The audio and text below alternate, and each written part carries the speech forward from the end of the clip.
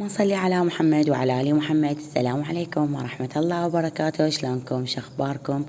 فراشاتي متابعيني متابعاتي وأعرف مقصرة وياكم، واليوم رجعت لكم بفيديو جديد إن شاء الله يعجبكم هذا الفيديو. طبعا هذا الفيديو آخر فيديو من بيتي. اليوم حماتي يمنا فسوقنا. بنات حماتي تشتغل طلبيات أكلات، عندها خدمة توصيل داخل بدرة. فاليوم اجت يمنا واجتها طلبية، فوصت زوجها يجيب المسواق لبيتنا وقررت انه نسوي الدولمة. فحبيت اشارككم طريقة الدولمة، وراح يكون اخر عشاء ببيت حماية هماتين، او اشارككم شنو سوينا بهذا اليوم. طبعا اول شي بدينا من العصر بالدولمة.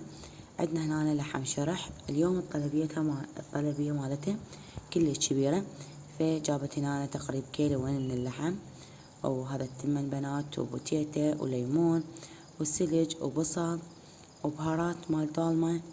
وطبعا هنا قعدت وبديت اساعدها والقط وياها بالسلج. طبعا بنات ان شاء الله هواي سألتوني اسئلة بالفيديو السابق بخصوص البيت. ان شاء الله بالايام الجاية اسولف لكم كل شي لحظة بلحظة، وشنو سألتوني همين راح اجاوبكم. فهسه تعالوا اشارككم طريقة الدولمة، وراح اشارككم عشانه ببيت حماي، وان شاء الله يعجبكم هذا الفيديو، ان شاء الله تستمتعون به. طبعا اشكركم فردا على تعليقاتكم، على كلماتكم، على اهتمامكم، على تهنئاتكم الي، على تبريكاتكم الي. الصراحة اثبتولي انتو النعم منكم، انتو اخواتي وصديقاتي، ويشرفني ويسعدني عندي ناس طيبة مثلكم بحياتي. طبعا شوفوا بنات، هسه تعالوا نرجع لموضوع الدولمة، بس حبيت اشكركم قبل كل شيء. هنا عندنا الكرفس نقعته زين بالمي، وعندنا هنا السلق هم نقعته، والتمن هم نقعته، وهاي العضود مالت السلق هم غسلتها ونقعتها. طبعا حماتي تسوي الدولمة بالفرقاعة مالت الشحم. عندنا هنا شحم خليته بالجدر الكبير وراح اذوبه تماما، يعني الدهن او الفرقاعة مالت الدولمة راح تكون بالشحم. بهاي الاثناء خلينا اللحم بعد ما قطعته على الطباخ، وراح نضيف له بصل وننتظره الى ان ينزل السوائل مالته كلها ويستوي اللحم، وبعدها نشوف شنو نسوي. أشكركم على صعود الفيديو السابق لقناتي. أتمنى ترفعون هذا الفيديو بالصلاة على محمد، وترفعون إياه بالإكس بلور، وتشاركونه بين أهلكم وأحبابكم. طبعا هنا تقريبا استوى اللحم مالت الدولمة.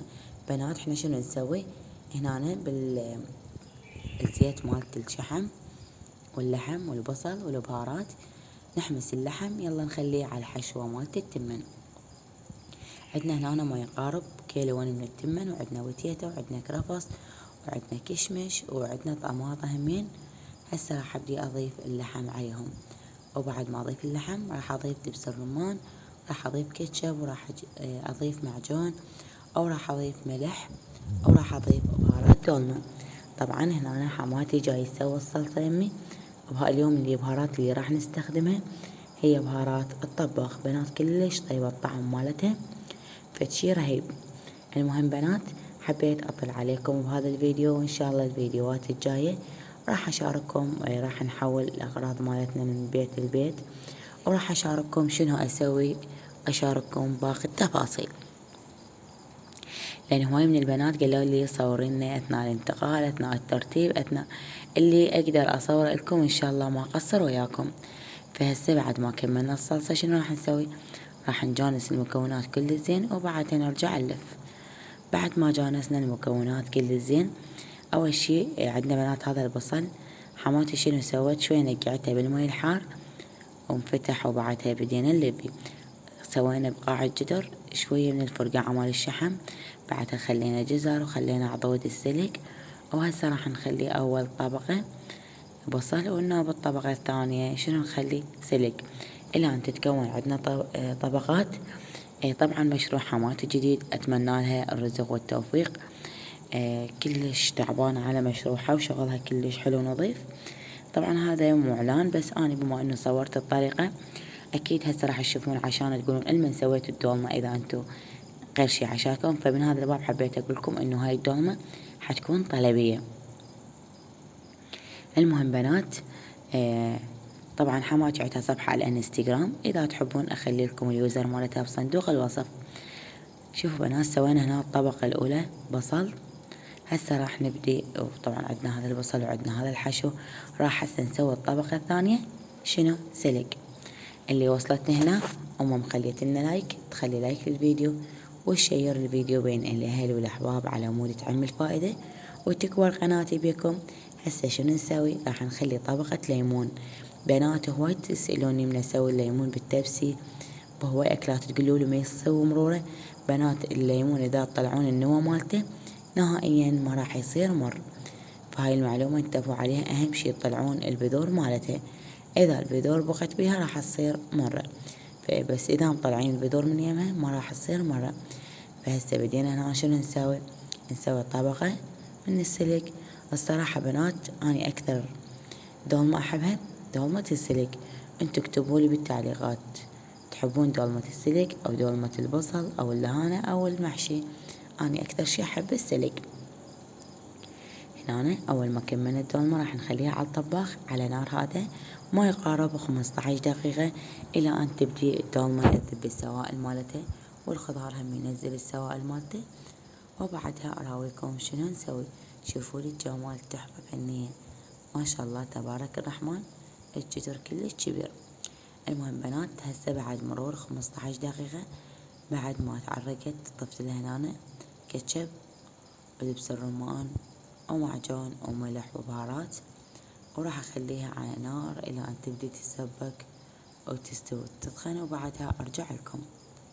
وان شاء الله الف عافية على كل شخص اكل منها وسهمكم مليون عافية. طبعا بهاي الاثناء كان عندي غسل شراشف مال الاطفال فخليتهم بالغسالة وبعدها بلشت وياكم.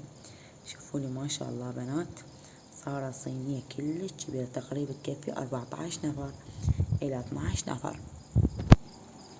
بعد ما كملنا الدولمة قلت لكم كان عندي الشراشف والمداد غاسلتهم، فهيك طلعت اصوركم العصر قبل العشاء. وبعدها اكيد راح نروح بيت حماي لان بيت حماي صادف يومهم خطار، فاحنا همين معزومين يومهم. وهذا راح يكون اخر عشاء من بيت حماي، وان شاء الله بيت الجديد هم راح اعزمهم ويعزموني. بالنسبة للبنات اللي يسألوني وين راح تشيلين وش قد كلفك البيت ووين البيت، بنات ان شاء الله بالفيديوهات الجاية اذكر لكم كل اسئلتكم حبيباتي. جهزنا الفواكه واللبن والبيبسي والطرشي، طبعا الدجاج بعشوي والتشريب مال البامية على الطباخ. وهذا هو كان عشانه وهذا هو كان فيديو اليوم. طبعا مرقة لحم على بامية تلوق الحلوق. تمنيتكم وياي طبعا الصراحة. سهمكم مليون عافية. ان شاء الله اشارككم كل شيء انزله اول باول. وطبعا دائما من اصور لازم اكون يخبث علي اثناء التصوير، يعني من باب المحبة مشاكسات لا اكثر ولا اقل. شوفوا لي التمن شلون نثر ويخبل. هذا هو كان بنات فيديو اليوم. ان شاء الله استمتعتوا بي، ان شاء الله قضيتوا اوقات حلوة برفقتي، ان شاء الله ما مليتوا من الفيديو. اللي وصلت لهنا مخلي لايك تخلي لايك للفيديو، شير الفيديو بين اهلها واحبابها على مود تعم الفائدة. ولهنا هذا هو كان فيديو اليوم. اتمنى كنت خفيفة الظل عليكم. وهسه بنات راح اقولكم مع السلامة ودمتم بحفظ الرحمن.